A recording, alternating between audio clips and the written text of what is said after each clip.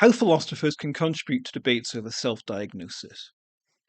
So in this video, I consider what role philosophers can play in relation to discussions on self-diagnosis. Some existing views are that only medical professionals have the relevant opinions. They're the ones with the training and the knowledge, so only they should decide who should and who should not get a psychiatric diagnosis. In comparison, you might say that only the views of self-diagnosing individuals matter. They're the ones who have good knowledge of their own characteristics. They may be able to avoid some of the stereotypes that medical professionals hold. I want to argue here that philosophers can make a contribution in three different areas. Firstly, what constitutes a good psychiatric diagnosis? That's relevant for questions of what constitutes a good self-diagnosis. Secondly, notions of theory-laden observations, that being we need theories to interpret observations. And finally, phenomenology. That's the idea that we can have knowledge of what's going on in our internal mental lives. Firstly, what constitutes a good self-diagnosis partly depends upon what constitutes a good psychiatric diagnosis. For example, some people who self-diagnose aim to follow the DSM. They think the DSM is correct. In contrast, some people who self-diagnose don't follow the DSM. They think the DSM is in some sense wrong. This could be just a simple case of thinking the DSM is too restrictive. For example, the DSM has a diagnostic threshold whereby you need a certain number of symptoms to meet the diagnostic criteria. Someone might self-diagnose based upon thinking they only need less symptoms. Rather than needing, say, 5 symptoms out of a list of 10, they might self-diagnose thinking they only have 4 or 3 symptoms. So they're diagnosing in a way that's different to what the DSM says. And more radically, some people think that the descriptions in the DSM are wrong. That the symptoms listed in the DSM, in some sense, need modifying. That being, some symptoms need removing, or additional symptoms need adding. The basic idea behind this is that the people who made the DSM criteria did not have these psychiatric diagnoses, and so they lacked knowledge of them. Someone who has a psychiatric diagnosis is in a better position to judge what the actual diagnosis should consist of. Whether we think a particular approach to self-diagnosis is or is not good partially depends upon what we consider a good psychiatric diagnosis to be. Are current DSM diagnoses any good? If they're not, what would constitute a better psychiatric diagnosis? Philosophers can play a role here by highlighting different possible approaches to psychiatric diagnoses. They can say, well, the DSM is taking one approach, self-diagnosing people are taking alternative approaches. Are there other approaches out there which they could take instead? So philosophers typically aim to categorize stuff, and they're often interested in nuanced distinctions, and they're hopefully good at spotting things that other people sometimes miss. They can outline different possible approaches to diagnoses, but also they can assess what constitutes a good psychiatric diagnosis. The idea here is that this depends upon values. We can't go out there into the world and simply do some measurements, and that tells us what is a good psychiatric diagnosis and what is not. Similarly, somebody who self-diagnoses can't just simply look at what characteristics they have and that shows what a good psychiatric diagnosis is. Rather, we need some sort of standard to say what is a good psychiatric diagnosis. And then if we combine that standard with data, we'll be able to work out what diagnoses we should employ. So I've outlined lots of different standards. I've divided them into scientific values and ethical values. So here are a bunch of scientific values. Firstly, accuracy. So to what degree is something accurately describing what it's aiming to describe? Now, it might seem obvious that accuracy is always important, but scientists often produce idealizations and abstractions that don't really correspond to what's going on in the world exactly. Indeed, you could argue that psychiatric diagnoses are idealizations and abstractions. That's something which I quite strongly feel. Accuracy is important, but it can actually conflict with other values that can sometimes be equally important or more important. Secondly, internal coherence. Of all the characteristics that are associated with a particular psychiatric diagnosis, are they coherent? Can they all exist simultaneously at the same time? External coherence. Does the psychiatric diagnosis cohere with other things that we know? Does it cohere with, say, our knowledge of genetics, neuroscience, psychology, things like that?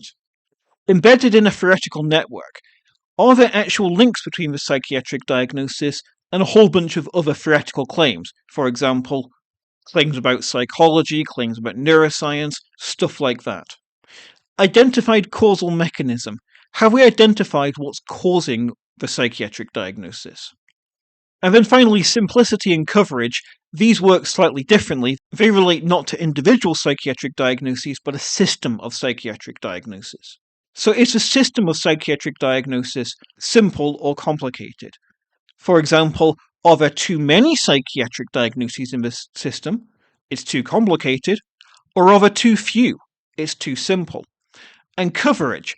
Is everyone being covered by the system of psychiatric diagnoses who should be being covered? Are there people out there who should be diagnosed but are not, in which case we may need to add a psychiatric diagnosis or extend the psychiatric diagnosis? And are there people being covered by the system who shouldn't be, in which case we might need to take away a psychiatric diagnosis or maybe restrict a psychiatric diagnosis, make it narrower? So these are scientific values. Which ones are most important? And when are they present? Those are philosophical questions. Additionally, they can often conflict with one another. So, for example, if we have more psychiatric diagnosis, that means we can make more nuanced demarcations. We can have psychiatric diagnosis that more accurately describe the differences between people, but that would conflict with simplicity. It would create too many psychiatric diagnoses potentially. And similarly, if we emphasize simplicity, that might make the system of psychiatric diagnoses less accurate to actual people. So these values can conflict with one another. Which values are important and why when it comes to deciding what is a good psychiatric diagnosis? That is a question that's relevant for self-diagnosis. Also, there are ethical values. So, for example, the good life. What does it mean to live a good life? What does it mean for your life to be going well?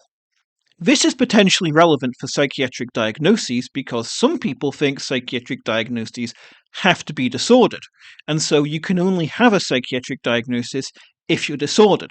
On the other hand, something like the neurodiversity movement would argue that psychiatric diagnoses can be a potential means of living the good life. So, for example, if you have a psychiatric diagnosis, that might help you find other people with the same psychiatric diagnosis, and that could be useful for increasing your self-understanding and improving your social life and just reducing isolation. And so that it could be a means of improving your life. Also, just distribution of resources.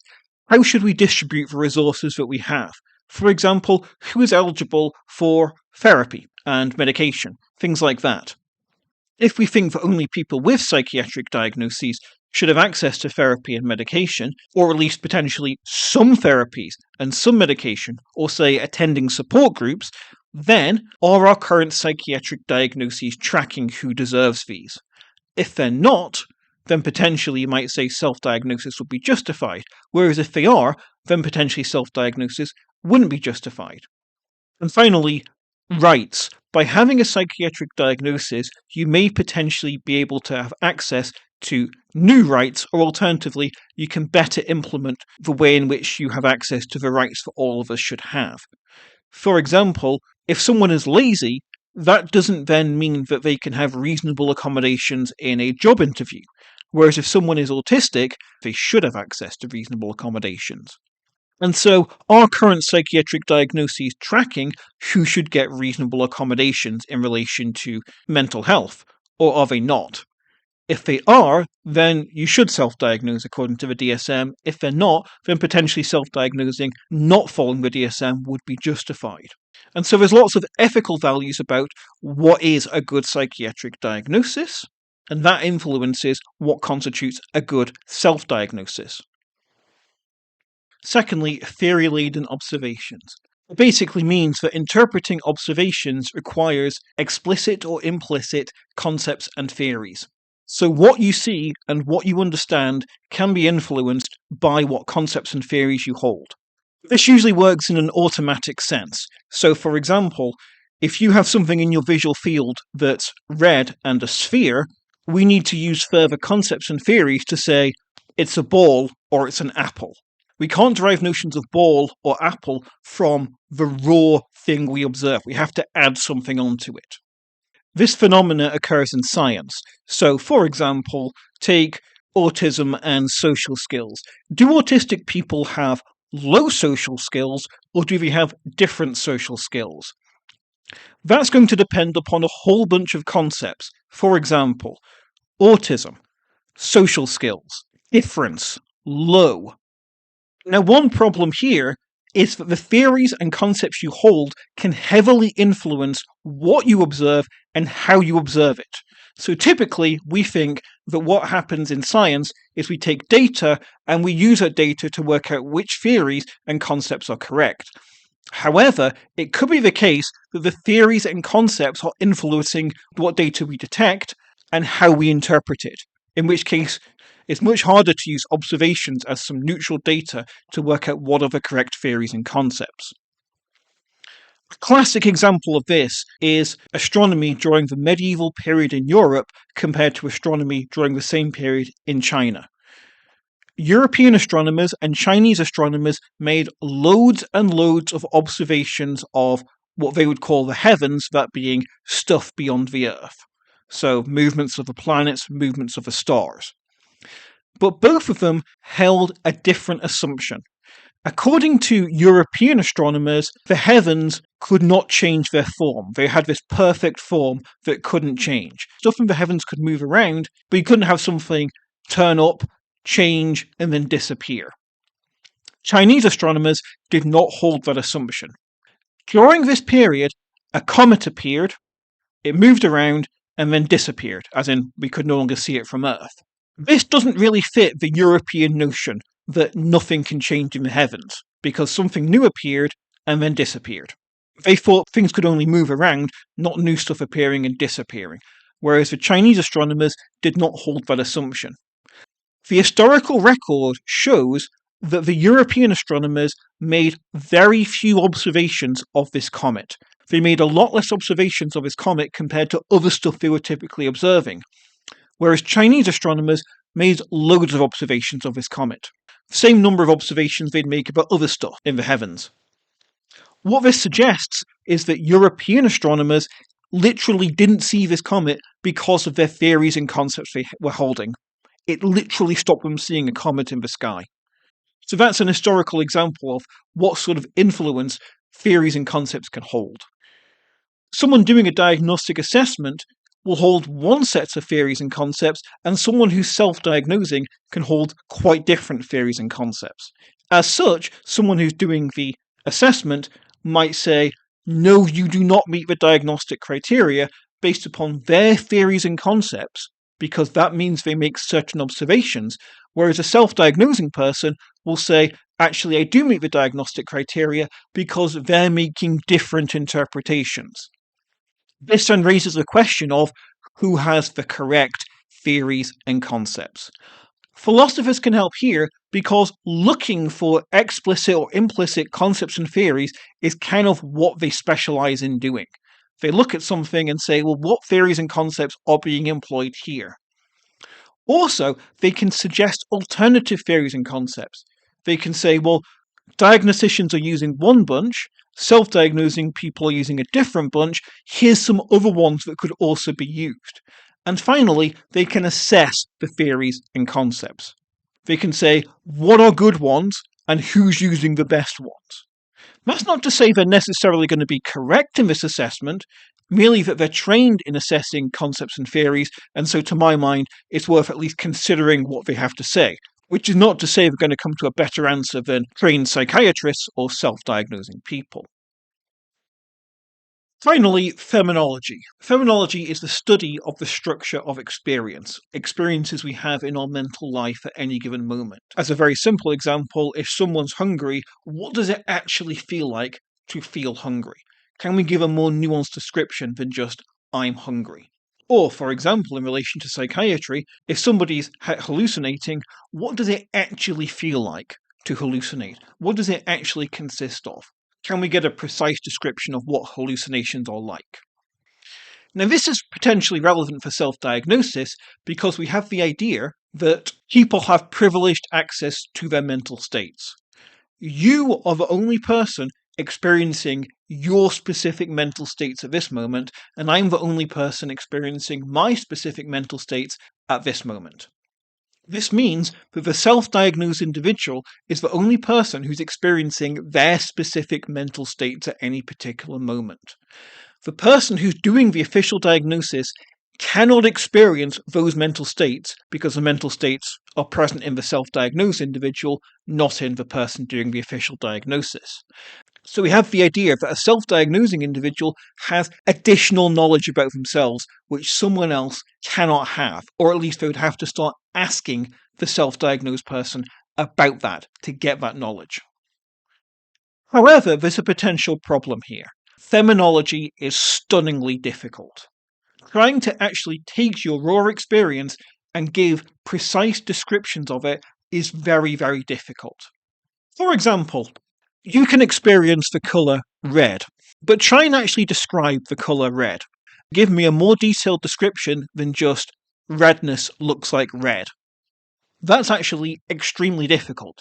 We are experiencing the colour red, but try and actually describe it.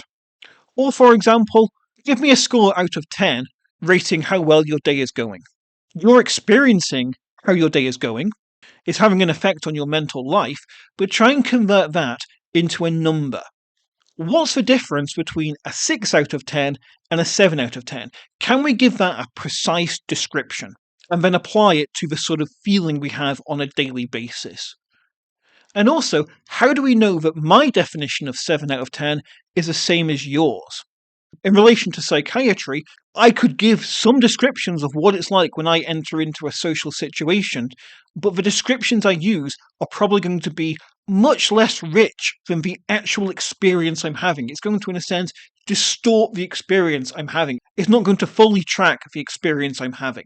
Phenomenology is really difficult. Also, there's plenty of instances of people getting phenomenology wrong, of people believing they've accurately understood themselves when they actually haven't. Philosophers can potentially help here because they can supply nuanced distinctions and critique existing distinctions. So imagine somebody says, I'm feeling pleasure just now. That's a description they're making of their experiences. A philosopher can come along and say, well, actually, we can demarcate 5 different types of pleasure, and we can demarcate the degree that you're exhibiting each type of pleasure. That might be a way of providing a more specific description of the way in which you're experiencing pleasure, compared to just simply saying, I'm experiencing pleasure just now. Now, to be clear, that's not to suggest that philosophers are getting this right. That's not to suggest people with psychiatric diagnoses can't contribute to this. So if you wanted to have a phenomenological description of what it's like to have a hallucination, you're going to want to consult people who are actually having hallucinations. But at the same time, we can take people who are having hallucinations, listen to what they say, and then try and make further nuanced distinctions. So that's potential ways in which a philosopher can contribute towards people understanding themselves. And that could be useful for understanding when self-diagnosis is accurate and when it's not. Also, relatedly, is the epistemology of self-knowledge. So epistemology is the study of knowledge. And so the epistemology of self-knowledge is trying to understand to what degree people have good self-knowledge. And also, more interestingly perhaps, under what sort of situations people have good self-knowledge. This is especially relevant because modern psychology suggests that most people are not good at introspection and have lots and lots of cognitive biases. They're not particularly good at self-understanding. That's what modern psychology suggests, and I think if you look at, say, human history, or say, for example, the way in which people act in the world today, often in unethical manners, without realizing it, we have quite strong reason to believe that most people have bad self-knowledge. So philosophy can potentially help here by trying to work out under what situations we can improve our self-knowledge. Under what sort of situations does self-knowledge become more reliable? And so that might be a useful way of establishing under what sort of situations self-diagnosis is reliable. So those are 3 particular areas where philosophers can contribute to debates upon self-diagnosis As mentioned, I'm not saying philosophers are going to give us the correct answers, it's just potentially worth considering what they might have to say. And also, there are potentially other areas they can contribute, but here are 3 potential areas which I think are potentially important. Thank you for listening.